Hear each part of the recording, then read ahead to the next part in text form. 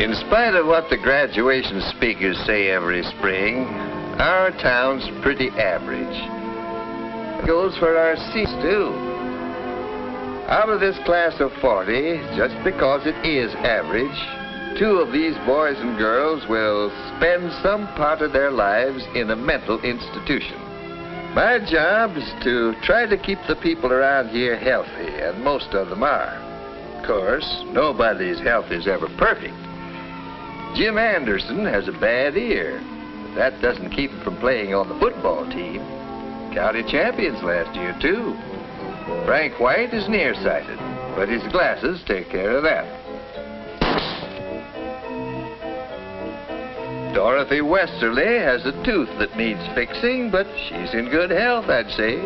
Mighty good health.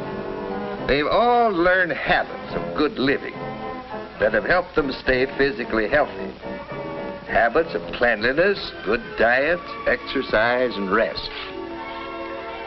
But there's another side to good health, and that's good mental health. Comes naturally to most people. Parents who are mentally healthy bring up their children to be mentally healthy, too. Take Tommy Clark there. He learned the first rule for good mental health a long time ago, about not bottling up his emotions. Now, when he works up a head of steam, he puts it to work in a useful way, instead of holding it inside. When you try to do that, it's bound to come out in some unpleasant way. Tommy learned that some years back, just after his younger brother was born. Come on, Jimmy. Have some. Come on. Tommy, eat your meat. You haven't eaten a bite all day. I declare I don't know what's got into you. You heard your mother, Thomas. Now do as she says. Finally, his folks sent him to see me. There wasn't anything physically wrong with him that I could find, so I began to talk with him. If you've got something on your mind, Tommy, why don't you talk about it? Well, We all have our problems, Tommy. But I can talk about it. Of course you can. And you know something?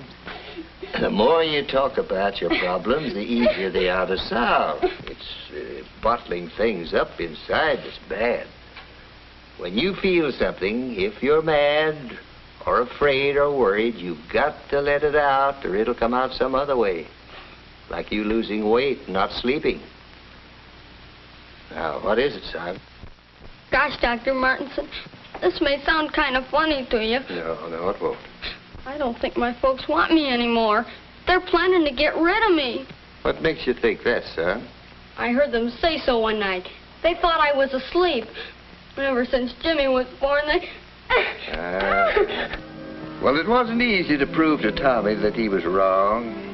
As in so many cases like this, his parents were partly to blame. The new baby was taking more of their attention than they realized.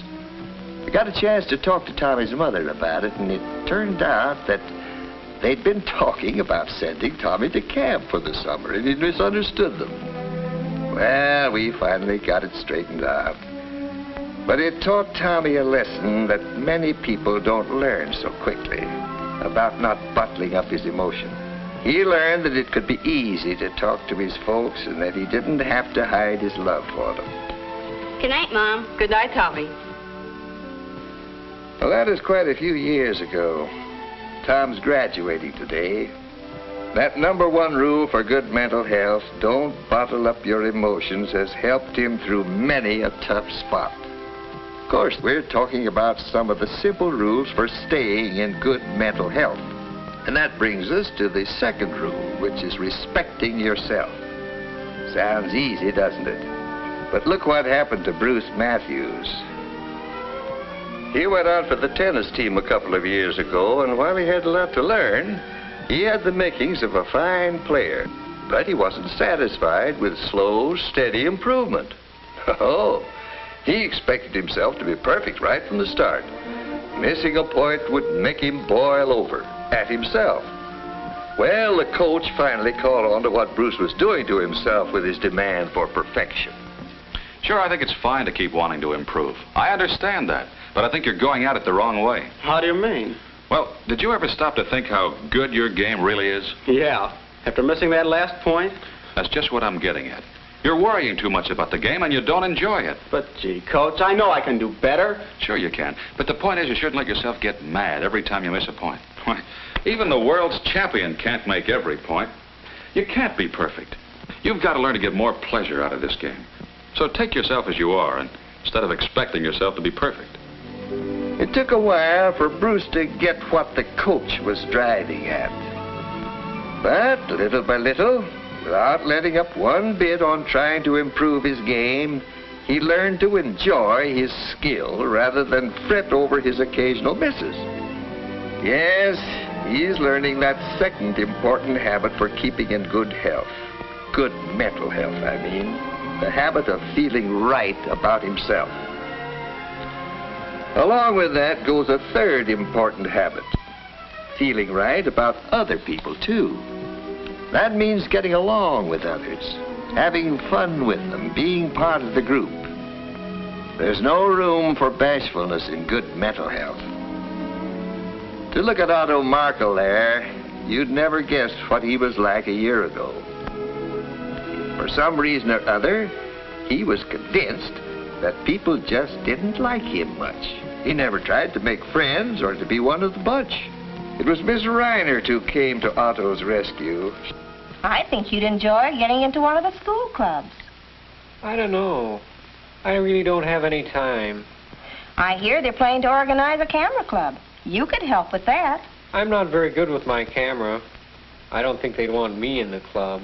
Of course they would. The more the better when you're organizing a club. Gosh, Miss Reinert. You're certainly doing well in chemistry, and that's important in photography. I don't know. Chemistry's different from photography. I think you'll find they'd welcome a good chemist like you in the camera club. But you'll have to do one thing. What's that? Offer to help. Do all you can to help get the club organized. Get some other students to join. Oh, I couldn't do that. Of course you can. And you'll find that they'll like you as much as you like them. I knew about Otto's problem because his parents had come to see me about the same thing. Of course, they had to share the responsibility for Otto's bashfulness. What do you mean, George? I don't quite get what you're driving at. No? Well, I'll tell you, Art. I've been watching you with that kid a long time. You're demanding too much from him. Nobody can be perfect, so don't ride him so hard. When he does something you don't like, remember he's a person in his own right. His way may be just as good as your way. I do think you've been hard on him at times, Arthur.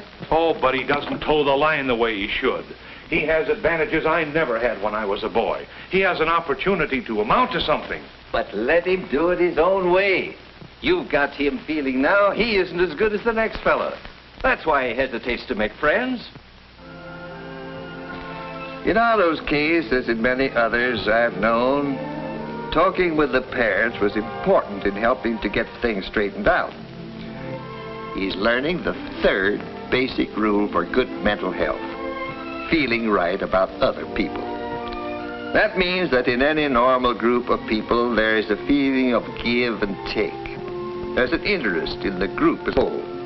There's no distrust or dislike of others just because they happen to be different.